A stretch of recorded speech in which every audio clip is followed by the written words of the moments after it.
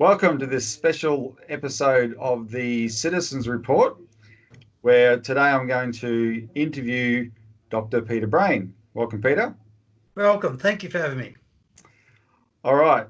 As viewers of the Citizens Report know, the Citizens Party is campaigning for a national bank in this climate of the coronavirus economic troubles in Australia.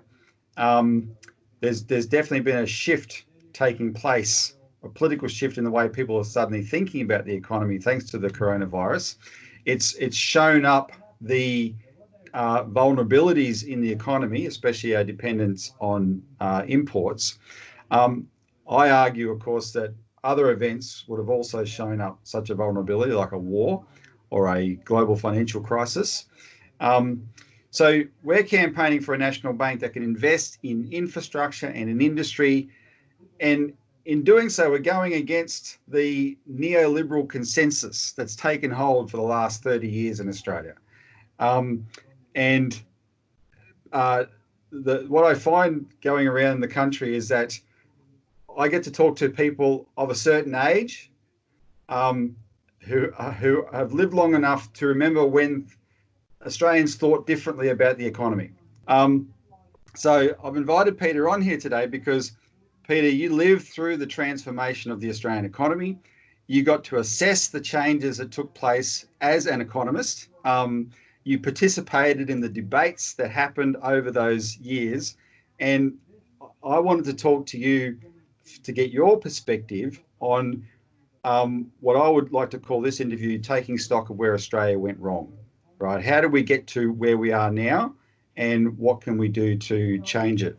So with that introduction, Peter, just for the benefit of the viewer, just give us a brief overview of your career. My career I started after finishing my PhD. I started at Melbourne University in the early 70s, and we set up a economic forecasting and analysis project where we got a lot of people to give us a lot of money to build big models of the economy. The models were very empirical based. That was going against the flavour that was developing at the time, was that models were only acceptable if they showed textbook, if you like, neoclassical textbook outcomes. Right. Whereas my models were empirical based, and the outcomes were where the data took them. So we immediately fell foul of the developing hegemony of the so-called CGE models, computerized general equilibrium models, which basically simply, they were data-based, but only data-based in terms of defining a structure of the economy with very little or no estimation of behavioural relationships. They were all imposed by economic theory, which I thought was ridiculous and said so. There was a big fight at Melbourne University over between me and the neoliberals, computerised general equilibrium. I decided to leave. I took the money and the intellectual property and started the National Institute of Economic and Industry Research, which still exists to this day. That was in 1984. Oh, so you're coming up to 40 years. That's correct. So I want to ask a question now that is more broad along the lines of what our campaign is, but then we'll go back to some more of the history because I want to expand on that. But what's your general view of a national development bank?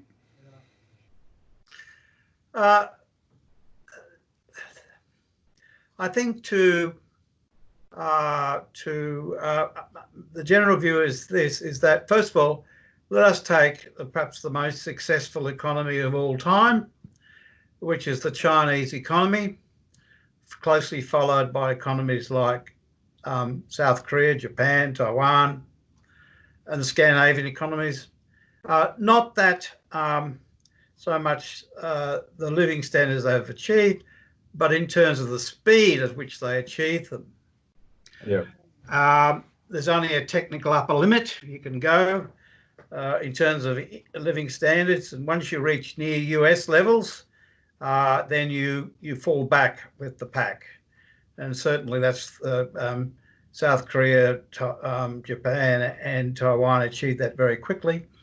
And the Chinese, of course, are well and truly on that path. They are now they're about 18% bigger than the US economy, 18 to 20%. They pass the US economy when you measure economic GDP in PPP, or purchasing power parity terms, not market exchange rates, which are ridiculous.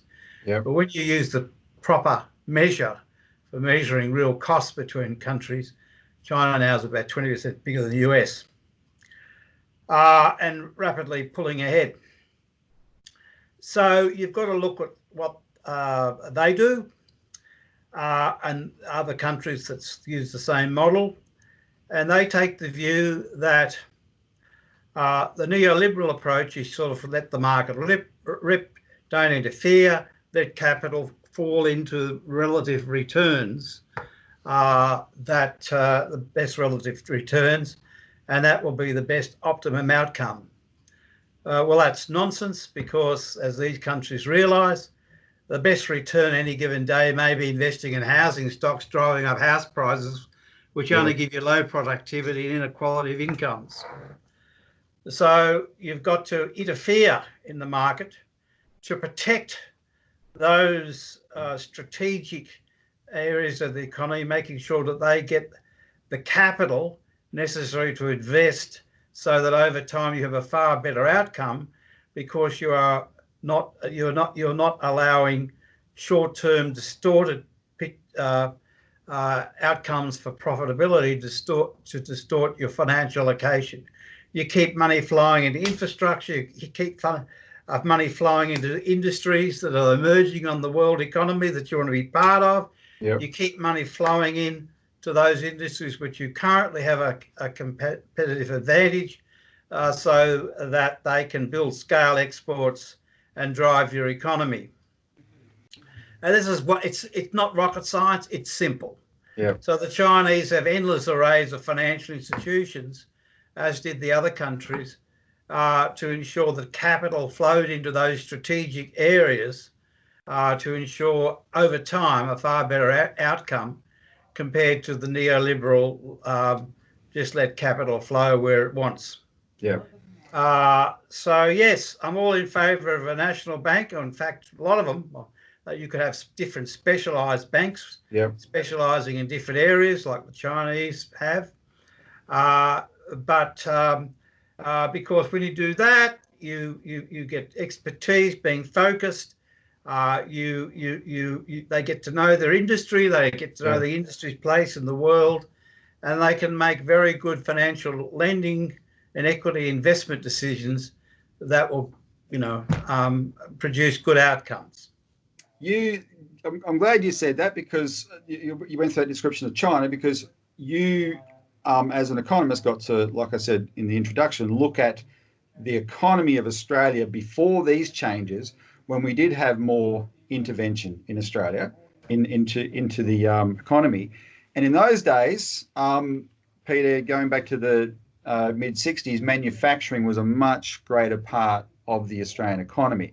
And of course, the biggest dent in the neoliberal consensus today, I would argue, is a very widespread acknowledgement that we need more manufacturing in Australia. Right? This has been the topic of the coronavirus panic. So, in those days when we had more manufacturing, what I wanted to ask is, what government policies facilitated that? Which of them were successful in your view, and which weren't? Well, after the Second World War, we built manufacturing on barrier protection, quotas and tariffs. Now, in the early days, that was quite appropriate, but of course, we came to the early 70s when that was a very blunt instrument, and we had to change. Unfortunately, it quickly got interpreted as tearing down what is and replacing them with nothing. I had a brief run from about 84 to 94 where I was active with the unions in developing a lot of industry development plans, which was designed to substitute for the crass barrier and tariff protection, but give industry the necessary level of incentives and protection, if you like, in general terms, so they would be willing to invest and expand. That was quite successful. The Factor F scheme, export schemes, all that investment allowance schemes, export marketing schemes, that sort of stuff. And they were very successful. And even, I remember a book written by one of the leading neoliberals at the time said that the manufacturing export experience 1985 to 1990 was a miracle. 1985 to 2000. Right. Was those echo effects along the way. So it was a miracle, the way that we managed to drive manufacturing industry through changing the if you like, the industry policy incentives so they were more rational, efficient, and effective. Then, of course, we had a change of government, and the Howard government, when they came in 1997, well, they came in 1996, but 1997, they axed a lot of those programs. Manufacturing exports still grew for another few years through echo effects, and then it started to go backwards, and it would have led to disaster, except then we had the mining boom starting in 2004. So some people say another sign of the lucky country. The issue that we face is that it's now, I suppose, if you're a neoliberal critic, you'd say, well, you know, the mining boom did give us enough to come through, and you know, the economy didn't fall apart. The issue now, of course, is that a sensible way to go forward? And there's a number of problems with just continuing as to what we did in the past. The first obvious thing is that China is going to become, obviously, the biggest economy in the world. It's now flexing its muscles and wants to be recognised, increasingly recognised as a world hegemon. And that's going to pose a lot of difficulty to us, given the difference in the types of our political systems and our values and all those sorts of things. So going on into the future, as we've done in the past, does not seem very smart to me. The other thing is that there's no conflict. The Norwegians proved very, very efficiently there is no conflict between mining and manufacturing. Right. What they did with their mining boom, which is far more intense than Australia, bigger mining boom relative to the size of the economy, they strapped the manufacturer, because they didn't just let the miners just do what they want. They regarded the resources theirs and leased the operating license to the miners, made sure they captured a fair lick of the gross surplus back into general coffers, and used the general coffers to fund manufacturing industry policy, to bring them up to world scale efficiency so they could get a lot of the support work going into the mining expansion, and built up an extremely effective mining services sector to export services to around the world. The arithmetic of all that is very simple.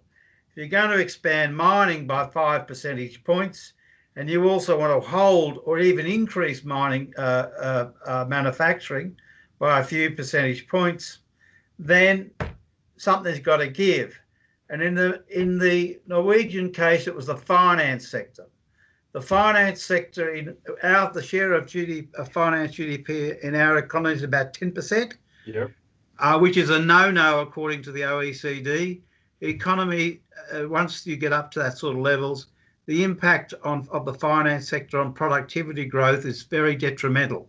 In other words, it holds back your productivity growth because you're scattering resources into low productive areas, house building and consumer spending. Whereas the Norwegians said, nope, we're going to control the finance sector to the extent necessary to create the resources so that manufacturing can grow with mining, whereas we did the opposite. We just the gap. We not only killed manufacturing because of mining, we killed it because we let the finance sector grow so fast, which by definition will kill it. Well, that's a good insight, and we like to highlight this chart that shows the bank lending in that period as well went from 30% lending to mortgages and 70% to business of all types to today it's the opposite. It's we might as well just nationalise it instead of computer to give out the home loan. that's right. Let's hope some bankers hear that. They're useless. They certainly are. And I'm glad you said that about Norway. I wasn't aware of that and that factor with the financial system, because certainly here you're right. The financial sector is the biggest part of the Australian economy, and it definitely has come at the expense of manufacturing. Well, also when you control the finance sector through a mining boom, you can control your exchange rate and keep it closer to relative cost parity, so you don't kill off your manufacturing sector. Well, we just let through 2012 to 2016, just let the exchange rate rip to buggery, and did a lot of damage. So 2010, 2016, yeah. What role did infrastructure investment play in supporting industry? Was there a Oh no, infrastructure investment was a big failure. The rundown infrastructure investment started in the early 80s. Yep. Partly, I think, because we had Labor governments coming in after a long period of conservative rule in the states and the nation, and I think the view was at the time that the high levels of infrastructure, which were developed to keep the economy growing at a pretty fast clip, that the infrastructure spending was a good source of funds for social spending. So there was a big, a fairly brisk rundown infrastructure spending as a percentage of GDP, which really continued until 2008, 2009. So infrastructure was a big failure. In my view, there wasn't nowhere near enough, and it's contributed to our massive problems today of congestion. I mean, just think today what Melbourne would have been like if they had built very fast trains to the regional centres and a rail ring road going around, and everybody could link up. We had Metro 1 finished and Metro 2 finished. This Melbourne economy would be substantially more productive and effective, and people's lifestyles would be much more satisfactory, and they wouldn't be wasting hours travelling with the destruction that has on productivity and home life. So all we had to do that was to keep the level of infrastructure as a percent of GDP constant around 1980, early to mid 1980 levels, and we would have achieved it, but we didn't. All right, well, just a couple of things further before we wrap up. With the National Bank to invest in the way we've talked about, what's your sense in the analysis you do of Australia's industrial potential now? In the sense, well, if you just look at manufacturing's performance over the last 15 years has been quite poor, growing less than GDP. The reason for that is when you look at the sector is quite self-evident. Sectors to grow naturally, if you like, in terms of an economy, must have enough cash flow and to invest in maintaining their capital stock and increasing their capital stock in line with the overall growth in the economy. The hitch to manufacturing and loss of capacity, of which the motor vehicle is an obvious example, over the last 15 years has greatly weakened the capacity of the manufacturing sector to invest to grow the sector. In fact, in some years they only get enough money just simply to hold the capital stock or even stop it from falling back. And the capital stock, of course, determines capacity. Right. So the hits to manufacturing, which have allowed to be inflicted on the sector, which started with as I said, with the withdrawal of assistance in the late 90s, all the way through the mining boom and the high exchange rate, with nothing trying to ameliorate the effects of the manufacturing sector, have created a sector which is almost now incapable of growing by its bootstraps.